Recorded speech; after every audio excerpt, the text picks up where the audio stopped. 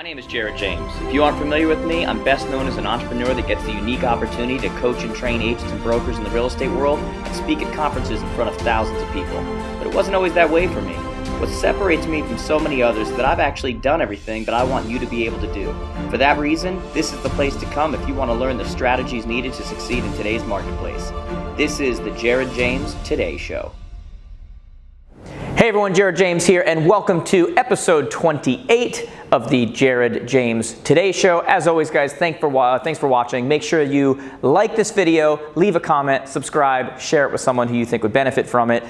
Today, what I'm kind of excited about doing is that we're going to actually do a Q&A. So for those of you that follow me on Instagram and those kind of places, I say all the time, go to connectwithjared.com, go to Instagram, turn on those notifications. I put out a thing yesterday and I just said, hey, what are your questions? I'm going to answer them on the Jared James Today Show. And I want to thank all of you that responded. We got Vicky responded, John responded, Amanda from Queens, you had amazing questions. I think you put like 8 or 10 of them, so thank you. I'm going to try to answer as many of them as possible. Adrian, all of you guys that asked questions, thank you. And with that being said, let's get into the questions.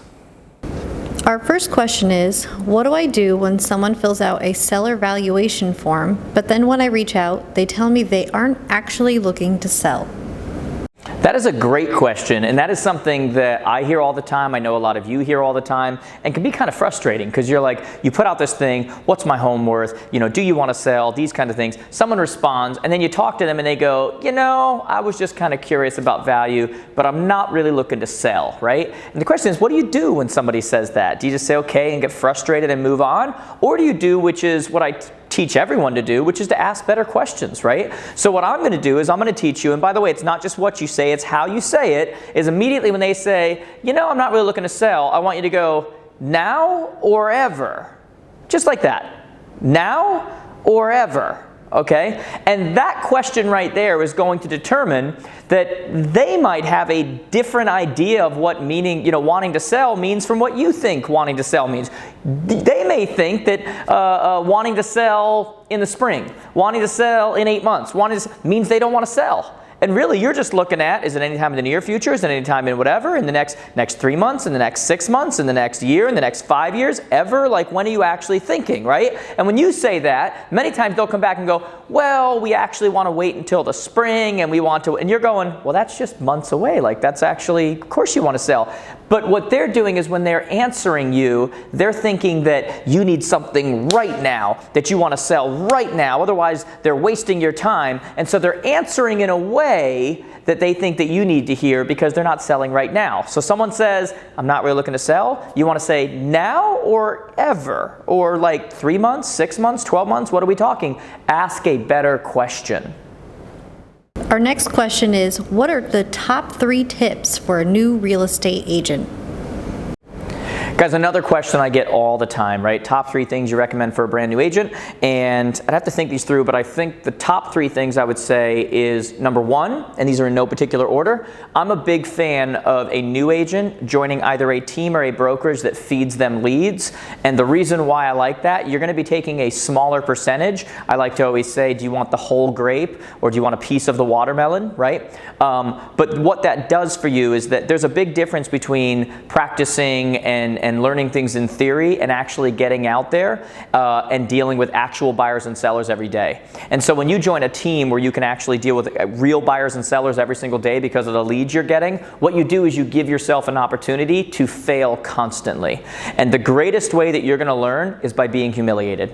It's one thing to practice a script of ours or a dialogue of ours. It's another thing to go out in front of a seller, say something, they say something, and you don't know what to say. And you're humiliated. Because that feeling when that happens means that will never happen to you again. Because it will so internalize, you're like, what was the answer? How do I overcome that? How do I? And that is an ultimate teacher. So number 1, I would say join a team, join a brokerage that feeds you leads. The second thing I'd say is make sure you get a CRM, okay? You hear me say it all the time. a real estate business without a CRM is a car without wheels, okay? There are certain things you can do, but you're not going anywhere, okay? So you need to make sure that you have a CRM right off the bat, that you are not going off of memory or anything like that, that you know exactly who you're supposed to follow up with, exactly what was said next, exactly what leads you need, exactly like all of that stuff needs to happen. The third thing I'd say is that make sure you have some sort of a savings, that you're coming from a position of strength.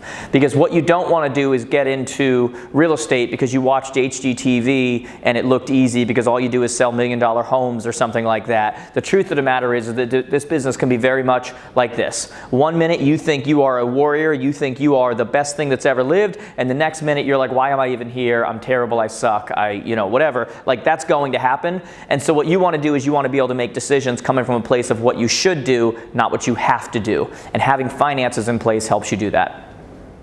Our next question is, between Zillow Premier Agent and Facebook ads, which do you feel is most effective? Another great question, and the truth of the matter is it depends. What's really powerful about the internet is that you can test and you can see like which one's working best here. We have people who use Zillow in certain areas and they're killing it. We have other ones in other areas that aren't. You want to make sure that that's not just because you're not good at following up or anything, that you're not the problem, but in different areas it performs differently. Facebook, same thing. The main thing that you want to understand though is that regardless of what area and how they perform in those areas, Facebook tends to have a higher conversion rate, but it's a longer term lead. Where Zillow will still have a decent but a smaller conversion ratio, but they tend to be more ready right now. And the reason for that is very simple. When someone goes to Zillow, they are actually going to a real estate site. Like, they are like, here we go, this is what I'm here for, this is... When somebody fills out a Facebook, some kind of off of an ad or something, and becomes a lead off of Facebook, they weren't on Facebook for real estate. So you may have been catching them in this part of their cycle, this part of their cycle, this part of their cycle. You really don't know. So the main thing you want to understand is that, look, depending on your area, both can be necessary, right? They're all lines in the water. You just want to make sure that you have the CRM, you have the systems in place to be following up long term, because Facebook leads tend to be a little bit longer term, Zillow can be a little bit shorter term, Facebook can be a higher conversion ratio, Zillow can be a little bit lower, but they both can work. It all comes down to you.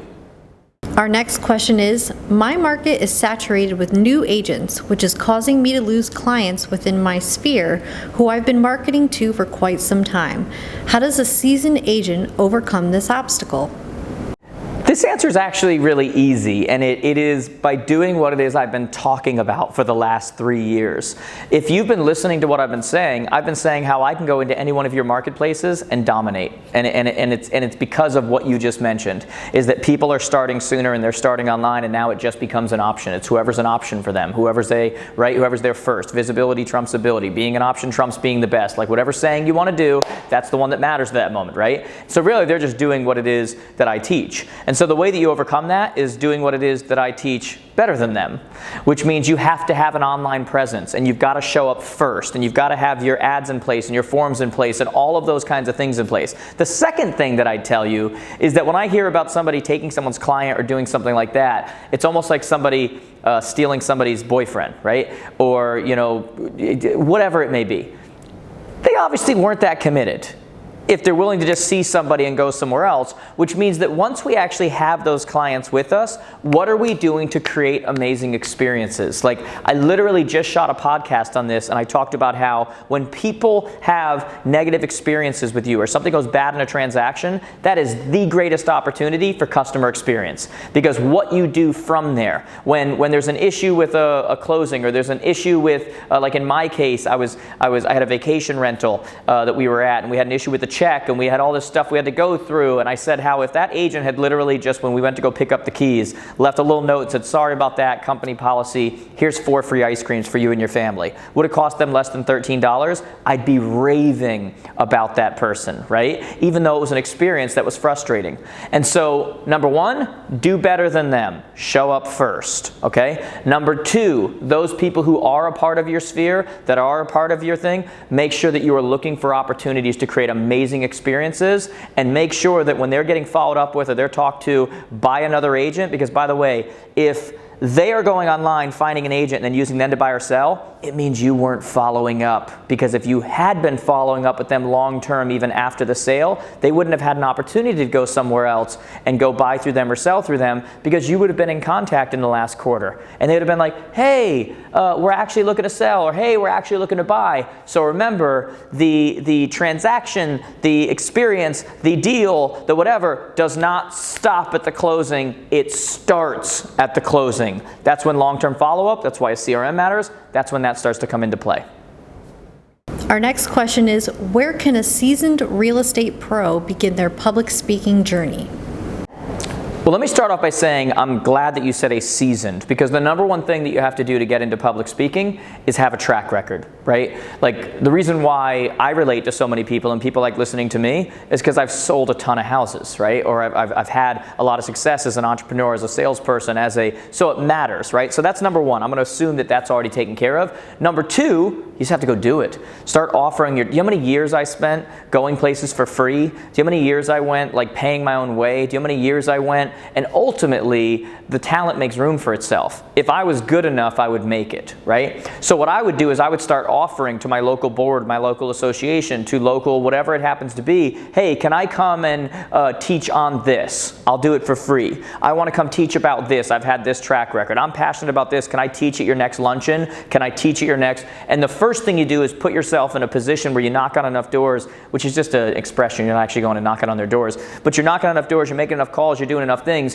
where you get some opportunities to see if you have the talent, right? Because you see if people respond. If people don't respond, good. You don't need to waste your time trying to do that. If they do respond, then you're on the right track and you're able to do something you really love.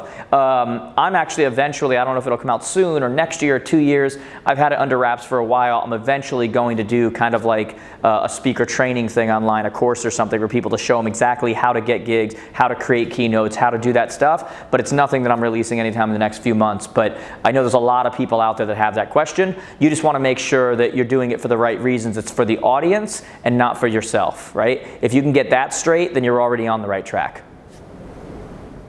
The next question is, what's the number one reason a real estate professional should consider coaching? Obviously, I think there's a lot of reasons that people should consider coaching. It's not an accident that I run a coaching company. It's because I know that it works. I believe that it works. But I guess if I had to come up with the number one, the first thing that pops into my head as I'm looking at this camera right now is because there's always more. And it'd be a shame for you not to get everything out of yourself that you should get, okay?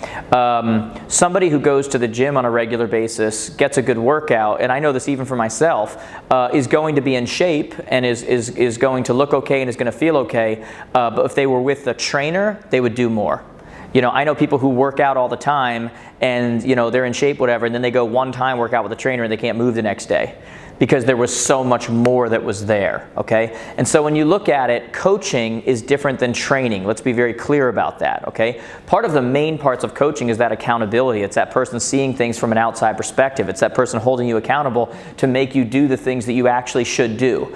You know, for the person that's asking that question, I want you to ask yourself, have you done everything that you know you should have done? Have you implemented every idea? Have you, over the last year? I can almost guarantee you didn't, but what if you had, right? And so that person is there not only to see things from a different perspective, but once they actually lay the blueprint for where it is you're going to go and what your potential is and what that looks like, here are the steps now to do that. And now we're going to make sure, regardless of your own feelings, regardless of what's going on around you, regardless of what's happened to you in the past, regardless of anything, this is what we do. Tomorrow we're doing this. Next week we're doing this. And you have no say in saying, I'm not going to do that, I'm not going to whatever, because that's actually what they're there for. So for me, the number one reason, there's always more, and not reaching your fullest potential as a human being is one of the greatest travesties you can ever experience. Our next question is it better for a realtor to begin with a team or go solo? So I kind of already answered this. In the beginning, I'd like you to go with a team setup, so to say, but more so where you're on the team. I don't believe in the beginning, you know, what are you going to offer? You're probably not going to have enough business to have a team. You're probably not going to, you know, have the experience yet to be able to give off to people and teach them and train them. So you got to start somewhere, but I do believe that everybody at some point should be working their way towards that team model, depending on what that model looks like for you. At minimum, you and an assistant. At some point, you and an assistant and a buyer's agent. But the idea is an industry that we have kind of taught people that you're supposed to be a solopreneur for the rest of your life and build a prison around yourself and hate going on vacation and be scared to do this is absolutely insane, right? Everything else that you do in your world where it's something that matters, you have people who do various parts that they actually are experts in, and that's better for everyone. It's better for you, it's better for the consumer. So in the beginning, get on something where somebody's feeding you, maybe on a team or something like that, but the goal for everyone is eventually not to be a solopreneur. The next question is social media marketing and advertising considered a part of an agent's marketing plan, or should it be put on the back burner as an extra? So I know what most of you want me to say, but when you talk about marketing, all that matters is attention and where people are. And so social right now is more than half of the internet. Like literally it's bigger than the rest of the internet. So no, it's not like a back burner or something like that. It is like marketing 101. It is the marketing that you do right now. And for many of you, you don't like that because you didn't grow up with it, you're not used to it, whatever. But look guys, this isn't me just saying it because it's cool, it's cliche. I have full-time social people. Like look at what I do. Look at what I'm doing right now. Guaranteed you're watching this on some social platform. You're watching it on YouTube, you're watching it on Facebook, you're watching it on Instagram, you're watching it on Snapchat, you're watching it on one of these platforms. And so while we're asking the question, is social matter, you're sitting on social watching it. All that matters is attention. You should be doing the exact same thing in your marketplace. The next question is, how important are listing photos in getting a home sold? Look, how important are first impressions on your first date, right? Like, nobody shows up on their first date in the clothes they wore to watch football on Sunday with a beer in their hand with their dog when no one was around. They put their best foot forward. That is the opportunity you have with listing photos, right? When you start to look at absorption rates, which not enough of you are using when you go into listing presentations, and you look at the idea that this is how many houses sell every single month, and there's 10 times that number available in our marketplace, that's called absorption rate. It's all about first impressions. Now, obviously that's best foot forward. Once you start spending time with someone and everything, they don't wear makeup 24 hours a day, and their hair isn't always done, and they don't know, like all of that, we get that. But that's when you're actually walking through the house. Because first you have to get them there. And that's what listing photos do. And so you want the areas to appear bigger, to be clean, to you want these kind of a sense of things, right? Openness, and so they matter completely to get people in the door. Once they're in the door, the relationship starts. You start to see the real deal. But when they're not even there, you don't even have a chance. It's no different. And our last question is, what is the number one change in your morning routine that made all the difference in your life? The number one change for me, very simply, is just having one. You know, for any of you that are students of ours or followers or anything else, you know that I talk about all the time, the number one reason top 100 salespeople in the world is ability to control, ability to manage your own state of mind, which basically means that I don't determine the weather, I don't allow the people around me in the morning, I don't allow what happened on the radio, what happened on the TV, what happened on social media, what happened to determine my level of effectiveness, my level of efficiency, my level of productivity for that day. So just having it, just having that moment when I'm watching something and laughing, having that moment where I'm stopping and I'm understanding what it is that I'm grateful for, having that moment of creating perspective and understanding that my greatest problems that I have, I would have prayed to God for 10 years ago if I would just having that moment, like just having that moment where I stop and I go, how lucky am I? And regardless of who you are, you can stop and say, how lucky am I? Do you know how I know that? Because if you're watching this, you have internet. You have something with a screen. You have something which makes you better than 90% of the world. You understand? Like makes you more fortunate than 90% of the world. So just having one for me and taking that moment of just perspective. Perspective may be the top one where I always just stop and I kind of just create perspective over myself, over where I could be, over how fortunate I am to be here, over the problems that I have now, over the, you know, that kind of stuff. Just perspective, but just taking that moment and starting my day in a way where I control the number one reason for the top 100 salespeople in the world makes all the difference. I don't allow anyone else to control it. This is mine. I have control over this, and it doesn't matter what's going on. It doesn't matter what things are going to happen. It doesn't matter what happened yesterday. It doesn't matter what business we picked up, what business we lost. It doesn't matter anything. I control this. okay? And so that's what matters, all right? So guys, I hope you enjoyed this. I want you to, if you enjoyed doing this Q&A format, I want you to comment yes below or type a question you'd like to hear answered on a future episode. If you're not into the questions on the episodes, we won't do them anymore. But I think every once in a while it's nice because they're questions that a lot of you want to ask, but you don't have an outlet to do it. So you can do that below or just type yes if you like the format, but you don't have a question yet. As I always say, guys, make sure you give this a thumbs up, leave a comment, subscribe, share it with someone you think will benefit from it. I also want to kind of like say a special shout out. As I've been traveling around and everything, I hear how many of you watch these in your sales meetings, and that means the world to me because I remember watching people in my sales meetings before, so it's cool to know that I'm that guy. Again, means the world to me. Thank you so much. Make sure you go to connectwithjared.com, connect on Instagram, Snapchat, Facebook, YouTube, all of these places, guys. You can always write me personally, and I will respond. So thank you so much for watching, guys. Have a great day. Hey there, you, and I am talking to you in particular, person that made it to the end of my video. It means the world to me. But if you made it to the end, I'm hoping that you'll take a second and subscribe right here. Make sure you share that with all your friends, by the way. They're in real estate, sales, entrepreneurial, whatever it happens to be. By the way, if you're looking for a speaker for your upcoming event, click right here to get some more information. And as usual, if you have a question you want me to personally respond, just connect on social. You can click right over here and see all the platforms I'm on. I hope to hear from you soon. Have a great one.